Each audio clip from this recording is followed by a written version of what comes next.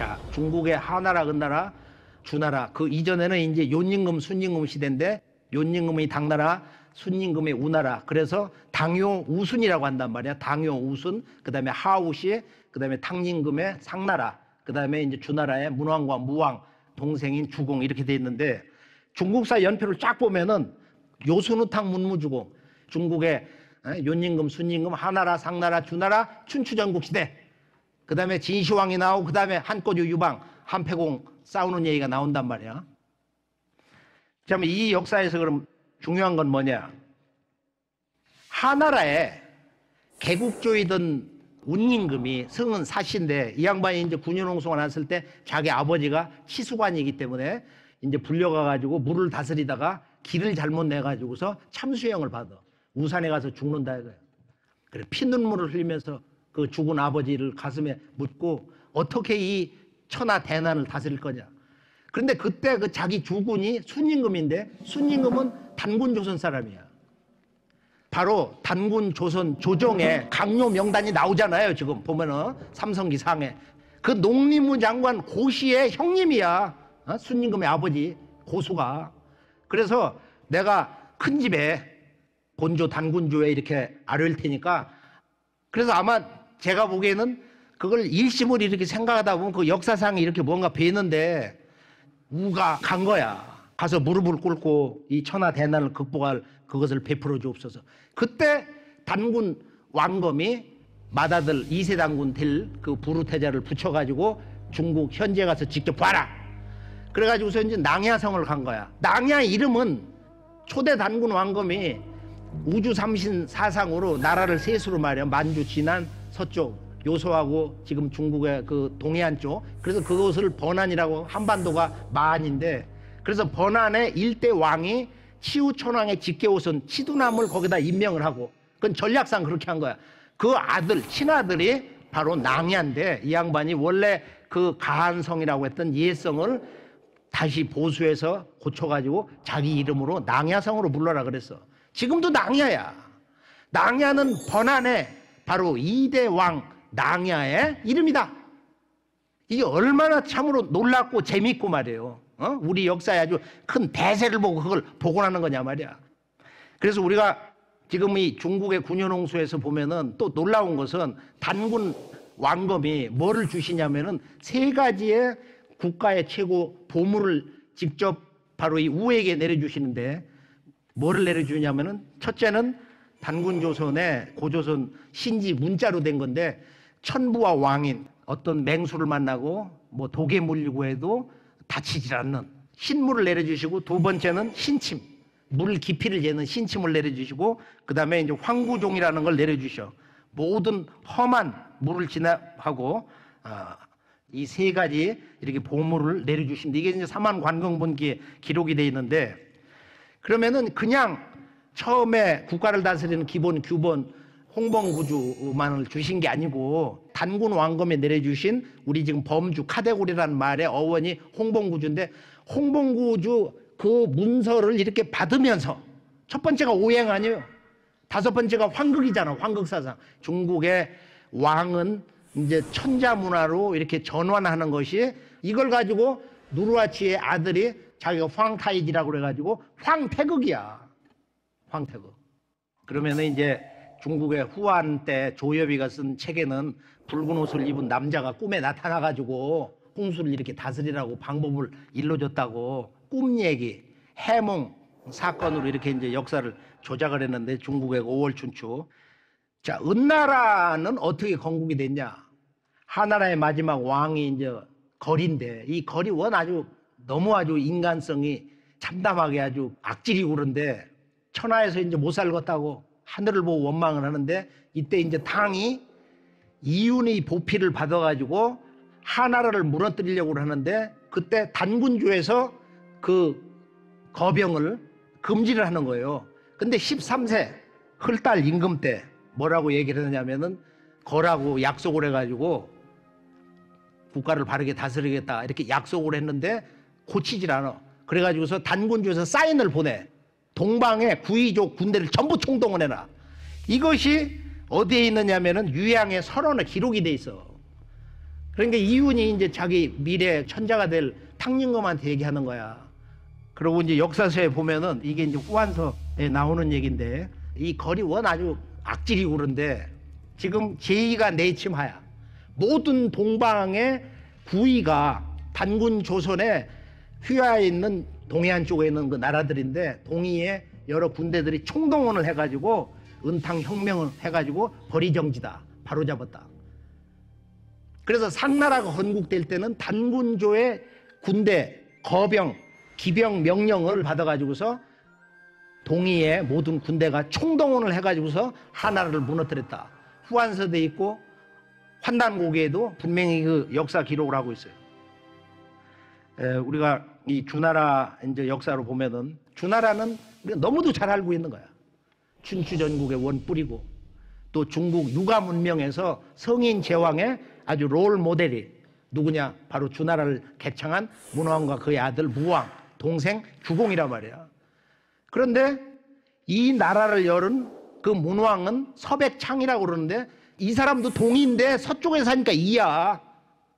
중국 한족이 아니고. 그래 중국의 이 문왕이 상나라, 은나라의 마지막 왕 주에게 잡혀가가지고 거기서 이제 큰아들을 죽여가지고 백읍고를 죽여가지고 고기국을 끓여서 너 한번 먹어봐라. 그럼 먹는 척을 했어. 그래서 그 양반이 귀양 가서 그런 시련을 받은 곳 유리라는 곳을 가서 제가 이제 한 15년 전인가 거기 있는 안내원 아가씨하고 이제 대화를 하고 그러는데 거기서 이제 주역을 해서 그랬거든. 거기서 그 점을 치는 풀이 있어 지금도. 그 풀이 가보면 그 누가 앞에 공자님이 존주대의 춘추사관이 어디서 나왔냐면은 자기 조국 노나라는 분봉제도가 있으니까 천하를 얻는데 공을 세운 신하들을 전부 떼줘가지고 나라 하나씩을 만들거든.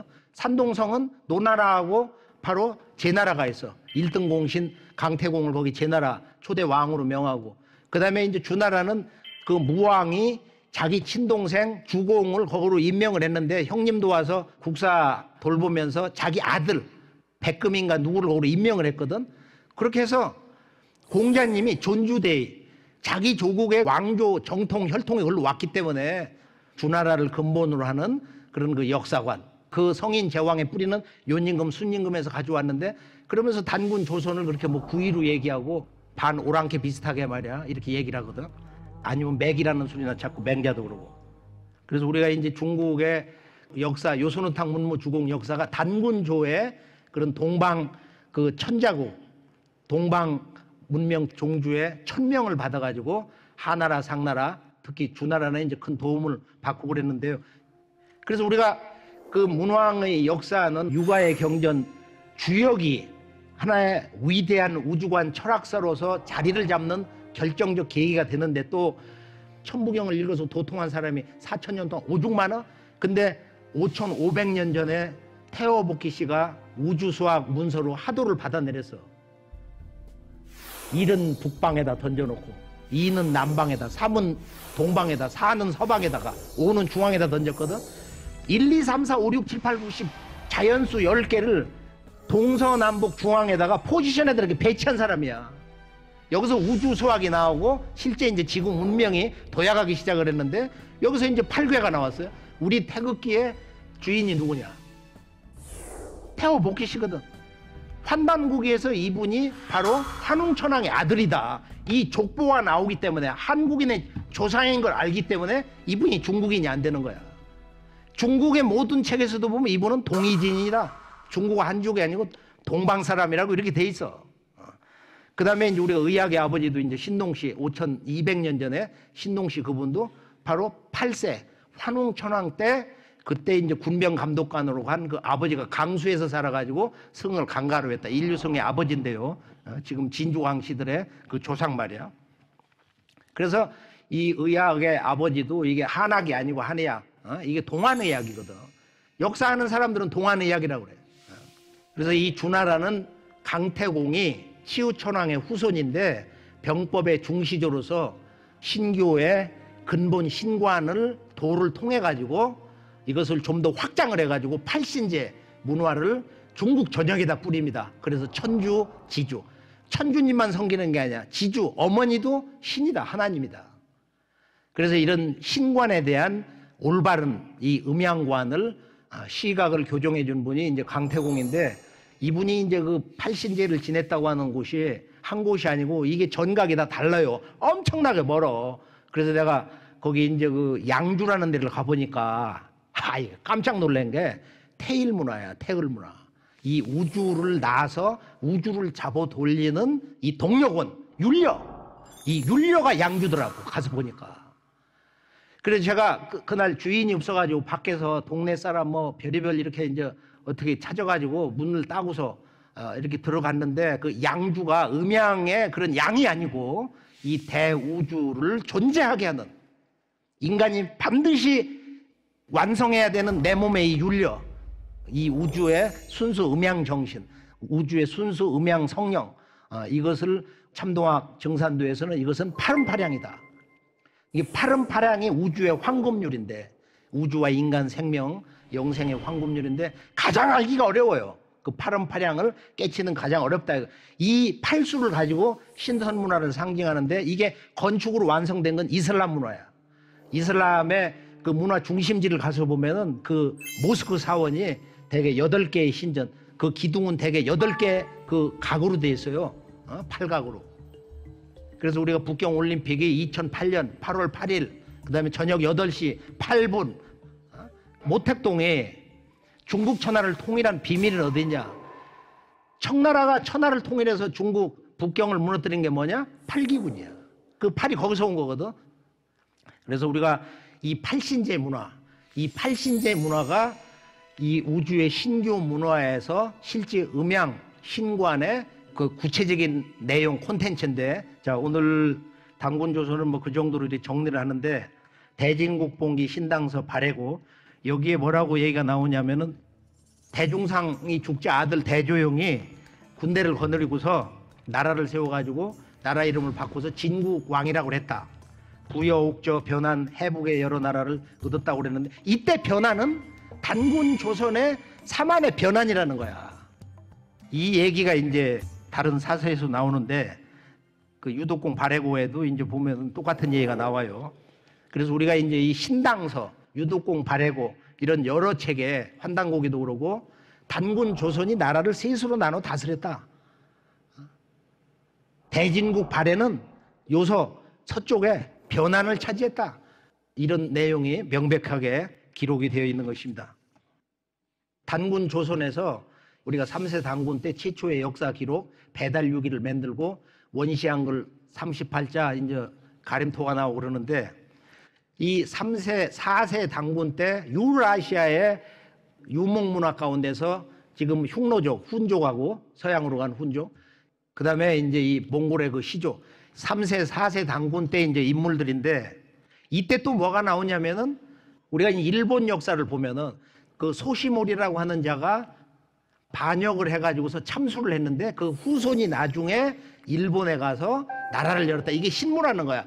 이게 36세 단군의 이야기로 나오는데, 35세 단군이 그 언파브랍이라고 하는 장군을 일본에 보냈다. 구주의 구마소, 웅습이라는 곳을 가서 이제 점령을 하고, 근데 그 아들이 협야후 배반명인데, 그가 36세 단군의 명을 받아가지고 일본을 평정하러 갔는데, 그 아들은 그 안으로 쑥 들어가서 지금의 신무왕의 궁전을 가보면은 카시하라 신궁인데, 제가 그 앞에를 딱 가가지고 거기에 이제 새긴 아내를 이렇게 보니까 히메 타타라 이스지 히메라고 그래가지고 그 뜻을 같이 이제 분석을 하는데, 보니까 원래 그 장인어른이 이 백두산 압록강의 압시족이야. 이 압시족 수장이 거기에 와가지고 대장간을 운영했는가 봐. 이렇게 무기 만들고 하는 공장을. 그렇게 해서 신무왕이 거기서 일본 그 초대왕이 될 수 있었던 건, 국가 건설은 자기 장인 집안에 그런 세력을 얻고 압록강의 압시족의 세력을 얻고서 일본 초대왕이 됐는데, 일본은 신무부터 싹 부정해. 그 신화 거짓말이라고. 그 이유는 뭐냐? 그게 여기서 내려간 사람들이야. 그건 카시하라 신궁 가서 오른쪽을 딱 보면은 금년이 몇 년이냐? 지금 2677년. 제가 갔을 때인데 저건 몇 년 전 말이야. 그래서 우리가 환단고기에 이 역사를 통해야 일본 역사에 잃어버린 뿌리도 찾고, 중국 역사에 이런 뿌리도 찾는다. 중국사는 환국에서 환웅천왕이 올 때 길을 달리한 중국의 실제 역사 시조인 반고가 사무이산으로 왔어요. 이 양반이. 삼국유사에 나오잖아요. 그래서 거기를 이제 갔는데 사무이산을 한번 가는데 거기가 돈왕에서 가거든. 돈왕을 가봐야 동방정신문명의 현주소라는. 그럼 돈왕 막고구를 가보면은 거기 중앙에 이제 거대한 신전이 나와. 그게 9단으로 돼 있어. 근데 여기에 누구를 모셨냐면은 미래에 오시는 미륵존부를 모신 거야. 돈왕 사무이산을 가보면 노자가 거기 왔다는 거야. 노자가 여기 와서 살다 세상을 떠났다. 신선돼서 하늘로 올라갔다. 그 사당이 지금도 있어. 막고구를 이렇게 들어가서 이렇게 보면은 거기에 있는 이제 불교 문화인데 부처님 뭐 신상도 있고 뭐 벽화도 있고 천장벽화 꽉 차 있는데 들어가서 보면 이게 신선 문화야. 그럼 돈왕은 가게방 무슨 뭐 어떤 숙소 어디를 가도 보면 신선 남자 여자 신선들이 하늘 구름을 타고 올라가고 악기를 부는 그런 모습으로 꽉 차 있습니다. 그 신전 안에 막고굴 안에 보면은 이 원방각 문양이 꽉 차 있는데 이게 정삼각형 문양의 우주 광명의 빛이 모습으로 이렇게 꽉 찼거든요. 근데 이것이 이제 환단고기 문화의 최종 결론 태일인간의 모습인데 우주 광명 인간이 됐다는 거야. 우주 광명으로 이 우주 현상 세계는 굽이치고 있다. 이제 이런 뜻인데 저런 모습으로 그려져 있습니다.